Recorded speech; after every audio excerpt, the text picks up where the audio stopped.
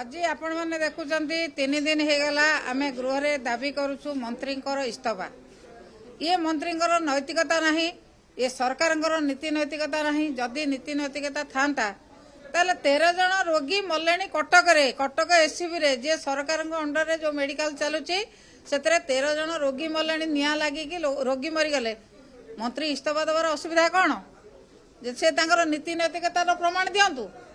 सही सरकार सही दलर नेता माने जेतेबेले विरोध रे थिले जेतेबेले डिमांड करथिले हमर पूर्वतन मुख्यमंत्री नवीन पट्टनायक महोदय सेतेबेले संगे संगे मंत्री को रेजिग्नेशन द कहउथिले। आपण माने देखिचंती गोटे प्राइवेट हॉस्पिटल ले निया लागिला सम हॉस्पिटल ले सेठी सेतेबेलर पूर्वतन मंत्री अतनु सब्यसाची को रेजिग्नेशन द पड़िथिला एवं तार मालिक को जेल जीवा पड़िथिला। एटे किछि एक्शन नाही। तले तलिया कर्मचारी 2-4 जन को सस्पेंड करदेला सरकार का ड्यूटी खत्म हो गला। सेठी सस्पेंड करंतु से सुपरिटेंडेंट को सस्पेंड करंतु से मंत्री को इस्तफा दा को मुख्यमंत्री कहतु ए पर्यंत किछि करू नांती। से जेमिति एमाने करै चंती एमते जहा जणा पडुची जे एमाने निया लगाई मारी चंती एमाने सेतरा संपृक्त अछंती सेही बळी भाबरे से व्यवहार करचंती। ए पर्यंत मंत्री इस्तफा दउ नांती। मंत्री को इस्तफा देवा पई आमे दाबी करछु।